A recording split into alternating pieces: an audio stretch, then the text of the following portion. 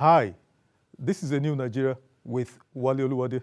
This is your current affairs program where we critically examine those strategic issues that bedevil Nigeria's developmental aspirations and boldly offer simple, audacious, but practical ideas on building the Nigeria of our collective desires.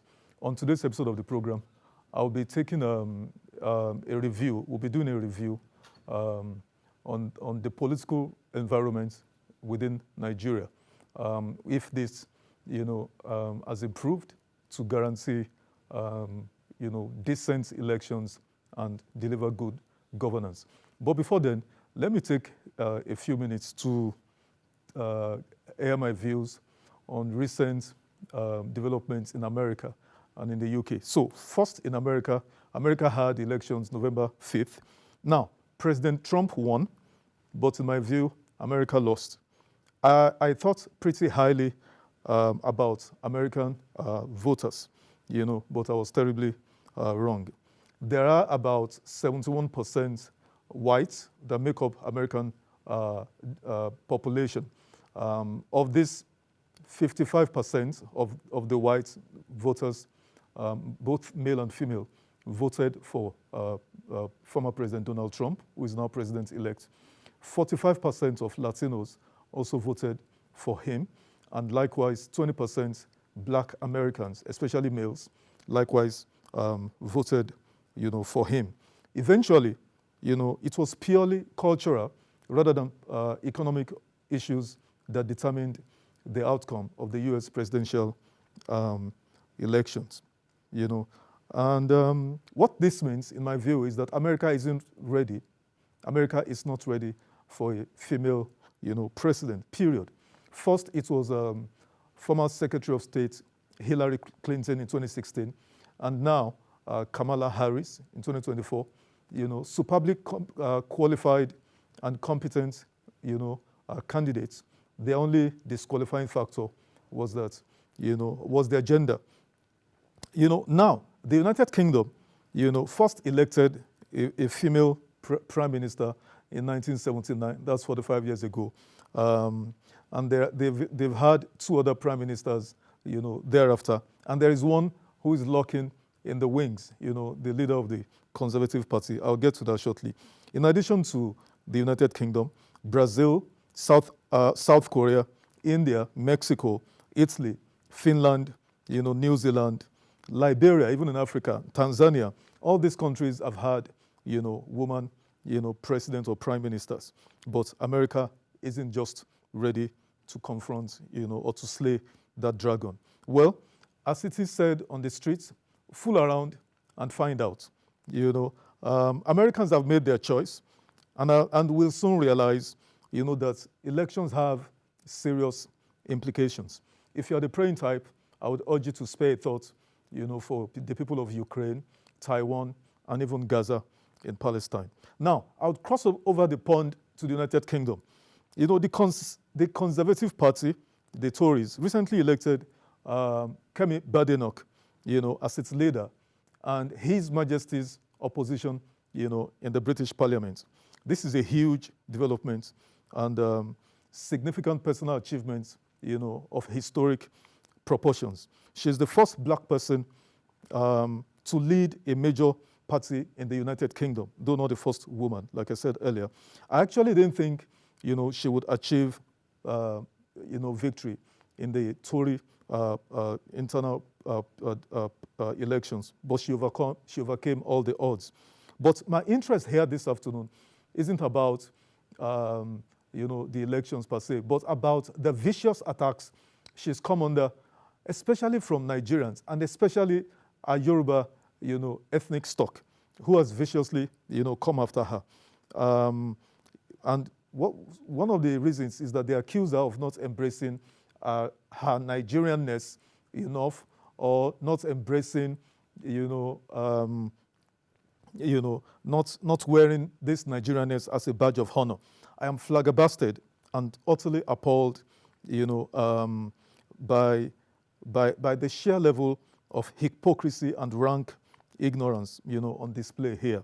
Now, there's a particular, there are two persons I would like to call out, this afternoon.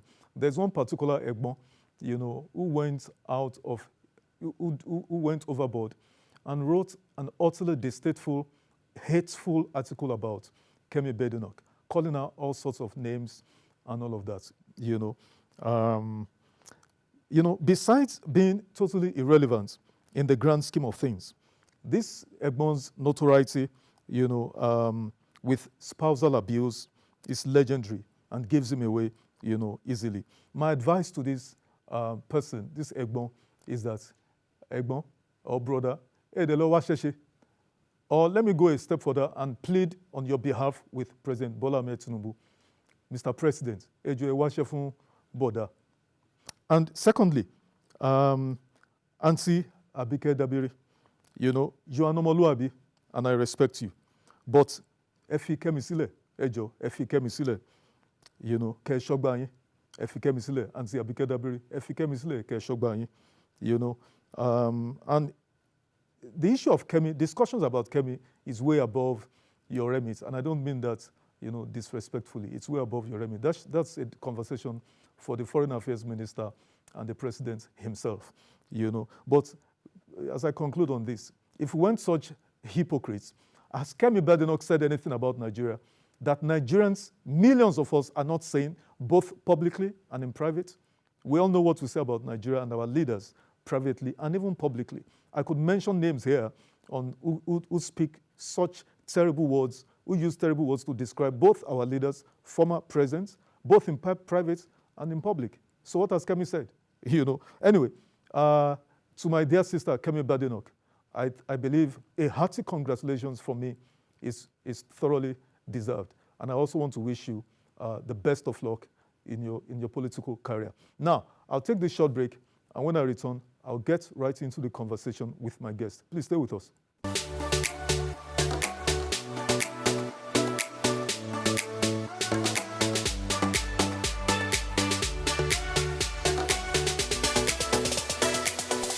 Welcome back. My guest today is Professor Yusuf Ali Zoaka. He's a professor at the Department of Political Science and International Relations at the University of Abuja, Gwagwalada. Prof, good afternoon. Thank you. Good afternoon. Nice to have you again. It's been a while. Thank you. It's been some time. Yes, it's been. Yes. You've been out of the country anyway. Yeah. You came back briefly. Yes.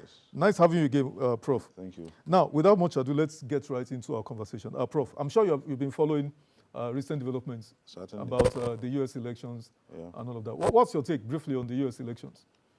And the ballot now is considered to be the very, central, institution that can bring in a democratic government based on the consent of the people. Then it gives a very clear, direction to, the citizens that, their opinions, their views, and that consent that is sought will be respected if it is. That power belongs to the people. Power belongs to the people generally, Without going into the argument about why Donald Trump won or not, I mean, we just want to examine briefly the principles, that an incumbent party could not use the power of incumbency to favor, the candidate of the Democratic, Democratic Party. What does that say to us in Nigeria and Africa generally? The United States have been encouraging us to have strong institutions and not strong persons. So the institutions are very strong. And there are, even though their democracy is not considered to be a full democracy. Exactly. It's called fragile democracy. It's fragile. But even at that, you find that there are some best practices that, should be seen, to be observed, by all the stakeholders, the political parties, the candidates, the supporters, civil society.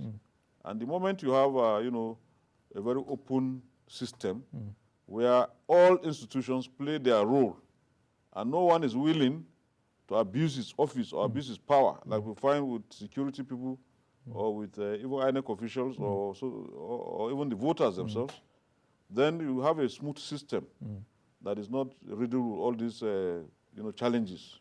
Prof, can you speak to this issue that over 155 million voters participated, almost 50% of U.S.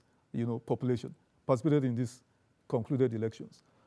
As of the last count I checked, President-elect Trump has gotten about 76 million votes. Kamala Harris got 75 plus million votes. That's almost 150 plus million votes. Prof, the entire results, okay, some results are still being counted, especially for lower ballot contest, senator, House of Reps and stuff. But for the presidency, in less than, before the end of the day, a winner emerged. Before the end of voting day, I'm talking of 150 million plus votes. The last election here in Nigeria, 2020, last year, it was 27 or 28 million that voted. 25 million. 25 million, okay. And then it took for how many days, Prof? And then we had all sort of glitches, all sort of, can you speak to this, sir?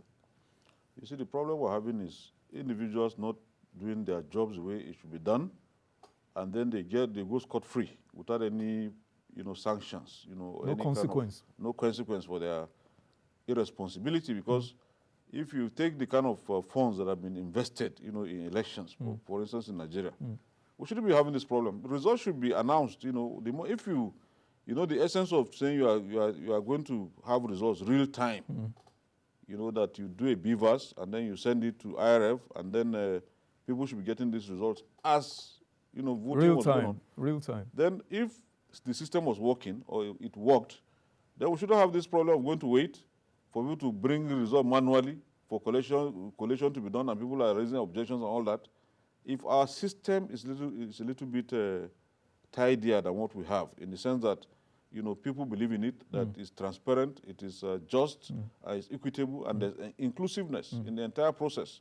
Nobody is left out, and you can vote even ahead of the election day, because that's what happened in the US. Some were voting, those who are going for other duties and assignments, they are not going to be even in their diaspora voting. Diaspora voting and all that. So they were able to vote because the system will be able to account for everything properly. Our problem is the lack of accountability. And then somebody tells you after you have lost election, go to court. When it is your responsibility to conduct the election properly, you didn't do it properly. I encouraging them to go to court. To go and do what there? That brings me, this point you raised brings me to the next question. Prof, as we speak, the issue of election in America, that's the end of it until the next 4 years, at least the next 3 years, because a year before they would have primaries again and then the cycle. But the issue of courts is not involved.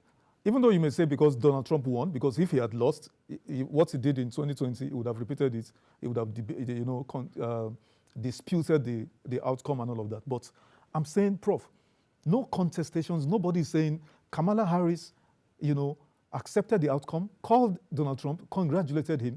The sitting president called Donald Trump, congratulated him. A few days after, invited Donald Trump, that's President Biden, invited him to the White House, discussed a smooth transition. This is what we've always had with US elections until Donald Trump, scooped out all of that in 2020. But I'm saying, why can't we learn from this? I mean, we borrowed this presidential system of democracy from the US. Why did we borrow? Is it that we borrowed the wrong thing, or we just choose to do something else? It's also the attitude of the people. If the people have an attitude, and even the system itself doesn't allow, it's not fair to the contestants, because I've asked the question myself. Why is it that you have like 94 million voters that have registered? Yes. Then only 23 or 25 million will come out to vote. They have not even met 50% of the registered voters, and yet a result is being declared. Absolutely. Why should we have that? Why don't we now, in our reform, say you should have at least, people should be encouraged to come out to vote, and that if you have 90-something million voters that are registered, then 45 million should have voted during that election for the election to be valid in itself. And in that way, maybe the suppression of the voters will reduce, because now you are encouraged to ask people to go and vote. And then that may also, but it has its own disadvantages. Absolutely. Because you may end up not having a winner at the end of the day, and then you have to go back again rerun and all that. But there must be some mechanism that we should put in place that should try to, ensure that at least to a large extent, the votes actually counted, And because if people, have some kind of, believe that their votes will count, they will come out. Yeah. Now, in our own case, why people will always dispute the results is simply because you see mutilations of results. Results have been mutilated. Some collations were not done at the center. There were collations done elsewhere. After the elections, and then they will now be brought into the INEC system and then accepted. So the system is very, it's not neat at all. You and I remember we've discussed this a couple of times. The role being played by the judiciary in our democratic system, it's an aberration, don't you think, Prof? We have said it severally, that ballot box is where everything about elections should end. Okay, Prof, let's leave the US and move over to the UK. In my introduction, I spoke briefly about the recent Conservative Party internal elections that produced our compatriots, fellow Nigerian, even though she's British anyway, Miss Kemi Badenoch. She's emerged the leader of the Tory party, one of the oldest political parties in the world. And that's a great achievement because she's the first black person, not just a woman, and first black person to head either of these two, either the Labour or Conservative Party. But then, Prof, I brought this up because I'm miffed at some reactions from Nigerians. And this speaks to how, as a society, I have a belief, very strong belief that we lack the sense of self-introspection. On individual levels, a few people, we can think, we can reflect, okay, I stumbled here, what's the way forward? So we do that. But as a society, we don't have that capacity to self-introspect. We're here talking about US elections that had almost 160 million people voted, and in less than a day, results were announced. The process worked effortlessly, regardless of how combative the rhetoric was before elections. But when election day came, no single case of violence, no thuggery, nobody was killed, nobody was beaten. In the UK, this lady, she was born in the UK by Nigerian parents. They moved back to Nigeria. When she became 14, 15, or 16, she attended primary secondary school here in Lagos. Then she relocated to the United Kingdom. And she got into the system. That's where I'm going to. And rose professionally. She studies, got BSc master's degrees in computing, computer engineering, then did law, worked for a high-profile bank, then joined politics, and then rose.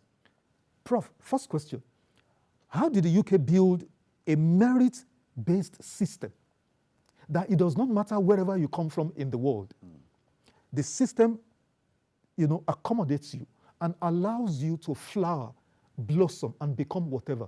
Because the former prime minister before this current one, Keir Starmer, was Rishi Sunak, an Indian descent who became prime minister. Now we have a Nigerian, a British who is of Nigerian descent, who is the head of a major party in the United States. Can you speak to this briefly? You see, you have a system that is based on merit. And so when you come in, they look at what you can bring on the table. What can you bring in terms of building the party, in terms of, winning elections and all that. In our own case, you have political parties that are not fully on ground in terms of having members that you can identify as belonging to a political party. That has been a problem. The political parties themselves are not really, parties in the real sense of it, because some individuals just come around and say they are the party leaders. They hardly hold meetings. Well, neither will they have any discussion on how to build the party. Do they have ideologies? Well, most times we say they don't have, but they have, because.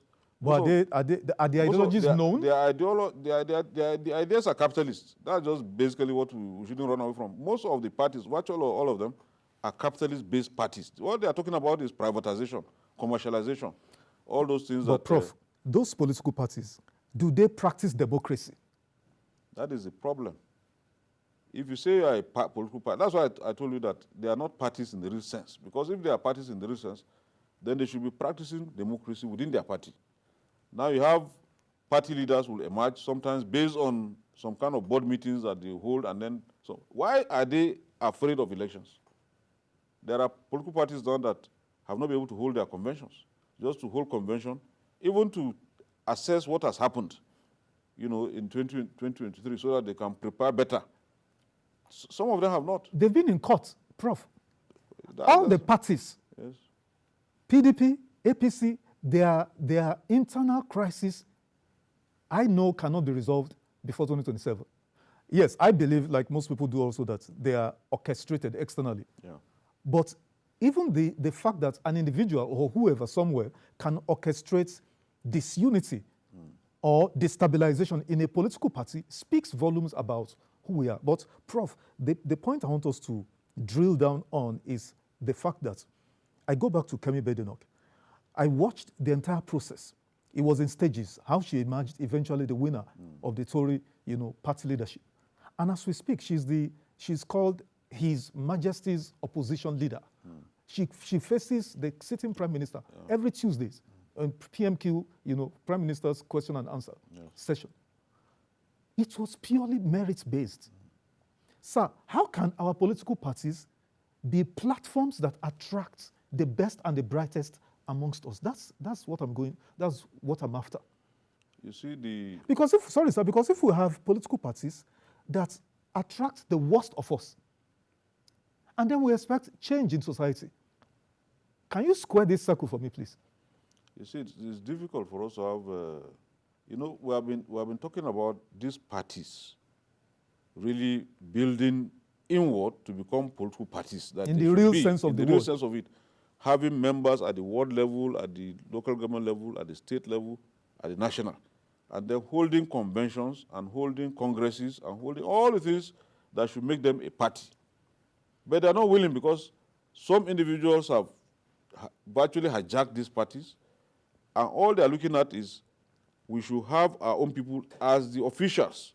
So that when it comes to nomination period, so when you just look at political parties as just vehicles for nomination, not to even build the democracy itself within the parties, then you are not going to have any serious development because what they are seeing, the same unseriousness they have within the parties is what they will bring to government. Do you know what I saw, Prof? And I'm sure you know, you're a professor of political science. For Kemi Badenoch to emerge the leader of the Tory party, they had debates at every turn. It was a long list of about 10 plus people, contestants, vying for that position. So when they had the first one, they pruned them down, maybe to 5. Then they had the second stage. Then the final stage was her and Kendrick, the other guy she defeated. That's within the party. So even to emerge a party leader, they had internal debates. Yes. So I still go back to this issue of the best. Imagine a system that attracts the best, retains the best, push the best forward. And now, if they're going to have, general elections in the United Kingdom, just like in America, they're still going to have inter-party debates that will be televised to the nation. In the last election, sir, President Bola Ahmed Tinubu, who was candidate Bola Tinubu, did not participate in any debate. Did not even grant the media any access, any interview. And then he won.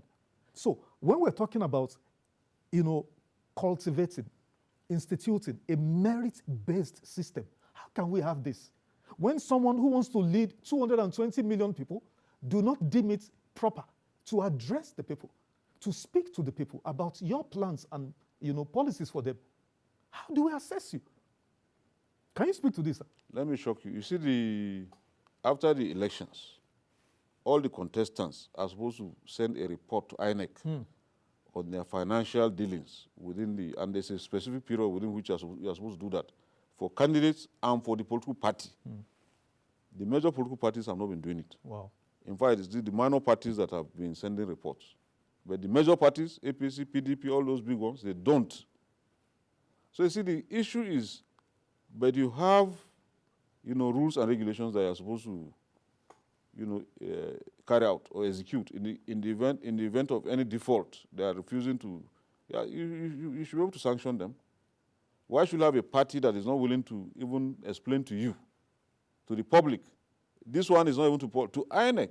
Their financial dealings during the period of election and after, so that they will have records of whether they even violated the ceilings, all the ceilings that have been put for expenditure, for candidates, for parties and all that.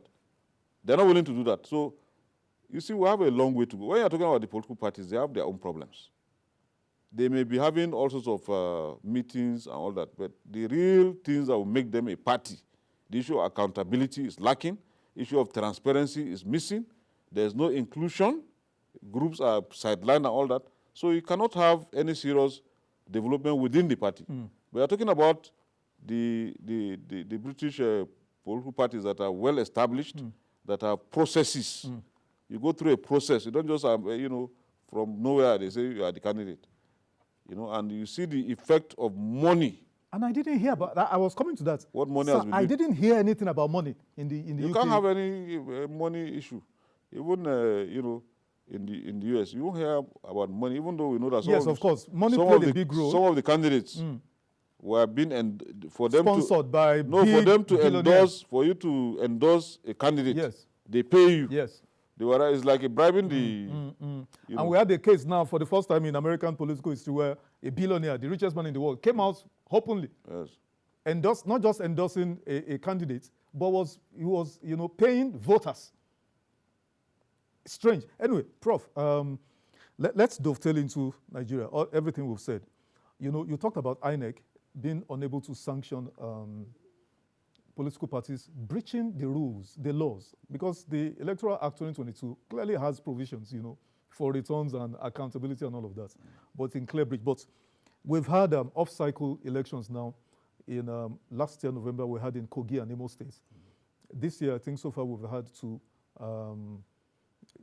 Edo, and then last week, Ondo. Yeah. Prof, give me a general assessment. What do you think? Because APC won all of this. So what's your view? Well, they won maybe because they planned better compared to the other parties. But I think one of the problems, and one thing that has played a major role, because I think INEC was able to improve in terms of delivery of materials to polling units. I think CDD did a report on that, that about 90% or even more than that of the polling units. Which one units, now? Which of the states in particular now? The latest one. Ondo, exactly. They had materials arrived on time. How would you classify But Imo and Kogi? Would you call those, how would you judge? All these problems are our own problems as Nigerians. If something is going wrong, it's the attitude and the behavior of the people that is contributing to all this. If the people will do the right thing, who have the right, if you refuse to be induced, like some of these women in Anambra that they were paid 5,000 naira, they rejected it. And eventually I think the woman was even given something even better. So if people can, but in the case of, for instance, Ondo State, money from 2,000 to 15,000 naira was paid. The major problem was vote buying. Even Edo. Vote buying, and that is a problem generally, I think, in Nigerian elections. Vote buying has become a big problem. And you see, you cannot be subverting the will of the people. Because anyway, the voters are supposed to go to a polling unit and vote without any form of inducement. The moment you are inducing them or using force on them, because any extra thing you are doing is subverting the entire process. And somehow, we don't tend to criminalize this vote buying to the extent that maybe somebody can be considered to have committed treason. Because that is where the treason charge should come from, because you are trying to buy your way into government. Why should you buy your way? Why don't you allow the people to make their choice? Freely and voluntarily without any form of inducement. Prof, let's take a short break, then we'll come back and continue. We'll take this short break, and when we come back, we'll continue and tidy up with Prof. Please stay with me.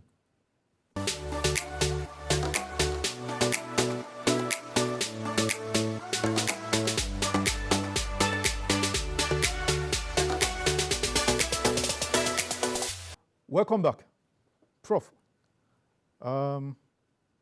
you were talking about the issue of vote buying. It has become, sadly, because this is a global platform, it's become a common feature in our political culture in Nigeria.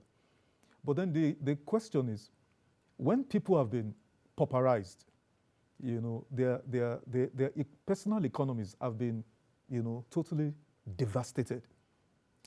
Are you saying people will not sell their votes? If somebody is going to offer them 10, like in Ondo State, I had as high as 20,000, 15,000. Edo State, the same thing. People who have not seen 5,000 maybe for a month, if somebody comes and says take 10,000, 15,000, 20,000, will they not take it? Prof, They will. Is there no nexus between economic disempowerment and, electoral impunity that is prevalent now? That would require research to prove, but I think there are countries that are poorer than Nigeria. You don't hear of such. I think somehow it's our own attitude to some of these issues that is the problem.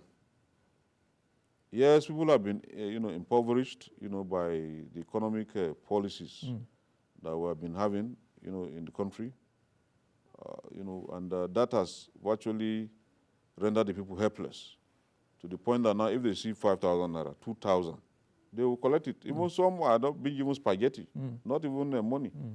And they collect spaghetti and vote, collect wrappers and all those type of things. These are wrong political behavior on the part of, but people, those giving it, if they didn't give them anything, wouldn't they vote? Will they just go to the polling unit and refuse to vote?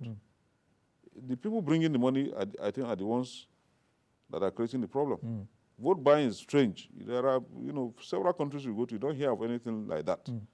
When it comes to Nigeria, now it has become a problem. Then some are now copying it in a different way.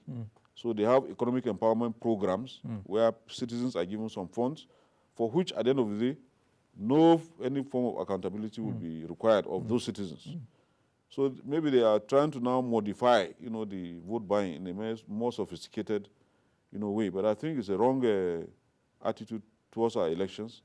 We shouldn't be, but because those doing the buying have not been sanctioned. All these things we're talking about is this impunity. First, it was snatching of ballot boxes and all sorts of things. Now they discover that why do you snatch any ballot box? Buy the votes. So now they've gone into buying votes. So now we have less of those pressures. So I think the reforms, whatever reforms are going to be made, and that's why I said the entire stakeholders, be it the security, because there will be security men there watching this thing going on, and they're doing nothing about it. Because they will tell you there are no laws. Meanwhile, there are enough laws to try, people for all sorts of offenses. But they will not. They are not interested because they too they have collected their own share of the. Because election is like the entire officiating people in the election will have collected something. Prof, some have said the victory of the APC in those 4 states, Imo, Kogi, Edo, and Ondo states, is a pointer to the fact that we're in a one-party state. Are we? No, we're not in a one-party state. How many states are controlled by the APC? There are some states controlled by APC. I think there are about 20 states. If they added some, I wouldn't. I've not checked, but about 13 states are controlled by the PDP. 3 states belonging to one party, ABGA, NNPP, Labour.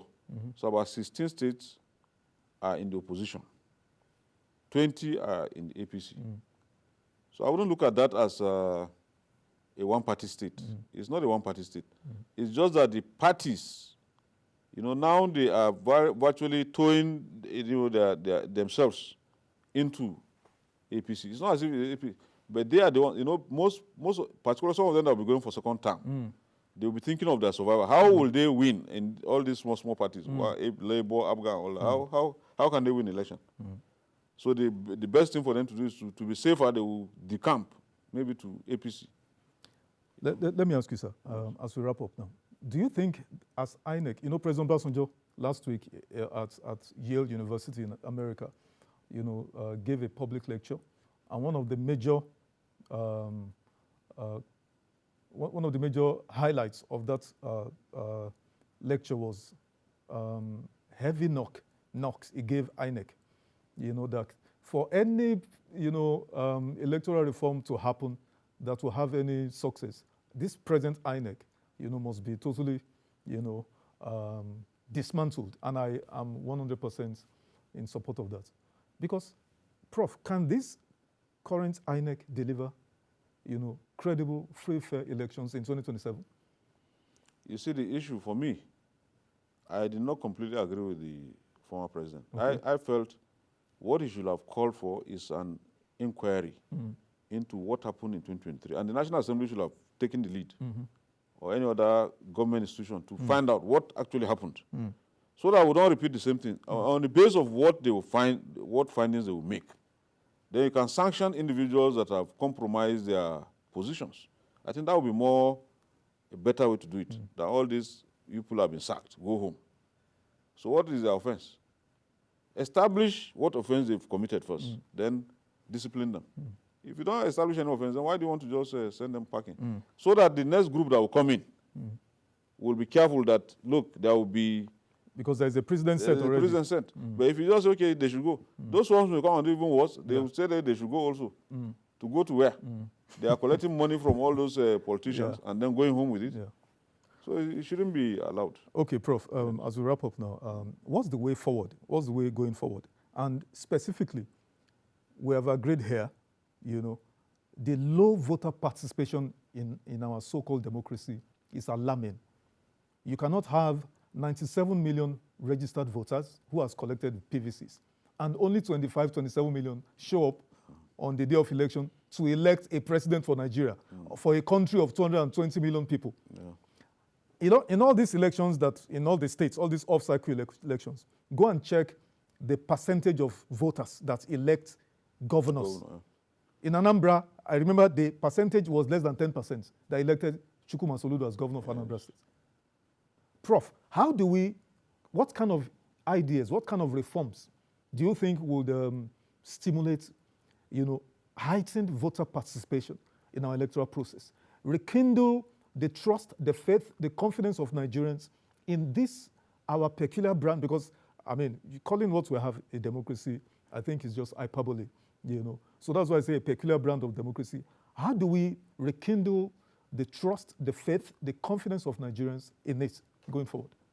For me, I think, you know, it has to be all the institutions that are involved, all the stakeholders that are involved in the democracy. There has to be some element of reform for all of them. The security agency, INEC itself, civil society, the voters, and all that. Then the electoral system itself. We need to look at the electoral system. Some people have proposed that we take proportional representation because that tends to be a better system. It reduces wastage of votes. Votes actually count, and then there's a threshold for which you get something. You don't just go in and then somebody wins and then you lost. Winner takes all. No, you don't. That system is not helping. And of course, we may need to also look at, is it possible to say there should be a threshold? If, for instance, in Ondo that we're talking about, just about 400,000 people elected the governor out of 2 million registered voters. So if you now say 51% is what will produce the governor, the politicians will be encouraged to even now mobilize. Voter sensitization and mobilization. Will go on, and then they will be forced to now, if more people are coming out to vote, they can't bribe them. Absolutely. So that will just take care of all this bribery and all of that. Vote buy and all those things. They can't, how many people can they bribe? If you, okay, now you go to America, 150 million plus. How many people do you want to bribe? You know, so you will see that some of these issues that we're having will naturally fizzle out. It's the system that has allowed it. And then because the parties want to suppress the voters, first they use violence just to scare people away. Then once you have gone, they snatch the ballot. I was seeing in Ondo State where somebody in a polling unit, they walked in, it was on a motorcycle that they snatched the ballot box. The man went and climbed a motorcycle and just... And people were looking at him as he was leaving. Nobody could do anything. And I'm sure that polling unit would have a policeman there. You know what, Prof? There's so much we didn't talk about now. I'm glad you are in Nigeria for a number of weeks. We need to come back maybe in 2 weeks or thereabout to talk about the role ethnicity plays, religion plays in our democratic evolution as a country. I want to believe we're still evolving. Because in the case of Kemi Badenoch that I talked about, you could see her campaigning, you know, debating and speaking to Tory electorates. Nobody asked her, she's a black woman or whatever. Where is she coming from? Where is she coming from? What religion she practiced? They were interested in the best. Yes. What can she offer? What can she offer? A pedigree. Because, Prof, you and I know, we've discussed this severally in our private conversations and even on this platform. Until we rise above these primordial sentiments, this country is not going to go anywhere. Prof, I must thank you for coming this afternoon. Thank you. Thank you so much for coming. I appreciate you. Yeah, and problem. I'm sure we'll see you again very soon. Yeah. Now, that's the end of the interview segment. Thank you for joining me this afternoon. But before I go, I want to appeal to you viewers. This program has been of immense learning experience to you, I believe. And so I want to appeal for sponsorship or advertisement to keep this program on air, because it costs a lot to do a program such as this. Now, like I always say on this program, change requires action. Positive change requires positive action. I believe in a new Nigeria, and it's possible only if you and I do, our bit. That's the end of the program today. Remember to follow me on my various social media handles. Subscribe to my YouTube channel so you can watch all this particular episode and all the other episodes that are there. Follow me on my TikTok, YouTube. Drop me your comments. I'd love to hear from you. And I'll see you next time. My name remains Olawale Oluwade. Bye for now.